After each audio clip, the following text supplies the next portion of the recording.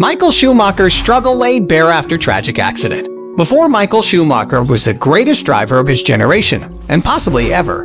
He started out like everyone else, as the new kid on the block.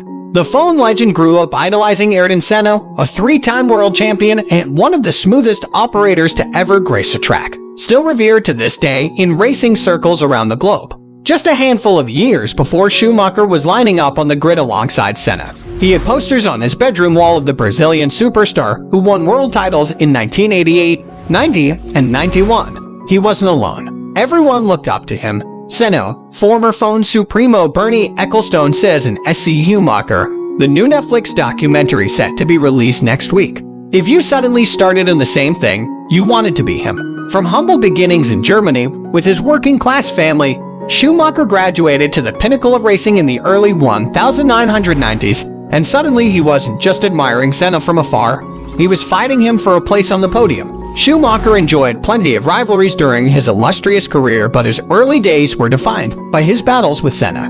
One of their more memorable clashes came at the 1992 French Grand Prix during Schumacher's first full season with Benetton, when the German came from behind on the hairpin bend and crashed into Senna, sending them both out of the race. Senna confronted Schumacher afterwards, blaming the rookie for ruining his day. It wasn't the last time the pair would clash. As Benetton's former technical director Ross Brawn says in SC Schumacher, I don't think Michael set out to try and upset him. I think Michael was racing everyone in Formula One the same way he raced everyone previously, as he should have done. It caused some friction, and Ayrton tried to put Michael in his place a few times on the track, which upset Michael. He didn't think that was equally respectful. They were a bit fractious in that early period. Ex-Benetton boss Flavio Briatore adds, at the time Michael was really a super driver. When he had the fight with Senna, in France, Senna smelled the guy was somebody. When you're a lion, all the lions will feel it when the young lion is arriving, and you want to keep the territory. In 1994, Benetton surprised everybody by emerging as a genuine title threat, in no small part thanks to Schumacher's brilliance behind the wheel. At the San Marino GP that year, Senna was leading with Schumacher close behind in second when tragedy struck. The Brazilian lost control of his car at the Tamburello corner and slammed into the barriers at more than 300 kilometers per hour. The race was stopped. Senna was flown to hospital and later pronounced dead. The fact is that what Senna was doing when he crashed, when he went off the circuit, he was trying to stay ahead of Schumacher.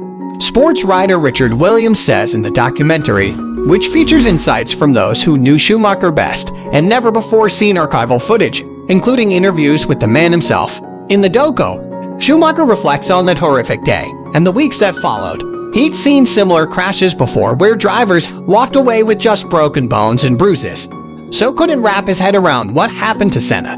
After Senna was taken to hospital, the race restarted and Schumacher went on to win. But there was no champagne on the podium, with everyone still waiting for news on the condition of one of the world's most loved drivers. Mixed messages and differing details followed. Schumacher was told Senna was in a coma. Then another person told him he was dead. Then minutes later, he was in a coma again. It was all changing until confirmation came of the worst news imaginable. Schumacher's struggle laid bare how accident affected phone legend. Schumacher was a competitive beast. You don't become a phone driver, or win 7 world championships for that matter, without a unique desire to be the best. What this documentary reveals is just how bloody-minded Schumacher was to achieve greatness. He wasn't just unbelievably skillful. He also possessed the kind of bordering-on-psychotic quest for perfection found in the likes of Michael Jordan and Tiger Woods. But Senna's death cracked that aggressive, do-anything-to-win mentality for the first time. He'd never second-guessed himself before.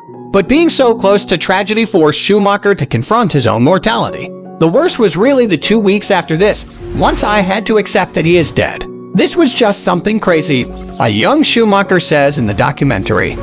At Silverstone, British GP, I went there, and you suddenly saw many things with different eyes. I went around with a road car through the circuit, and I just thought, this is a point you could be dead. This is a point you could be dead. I thought, crazy.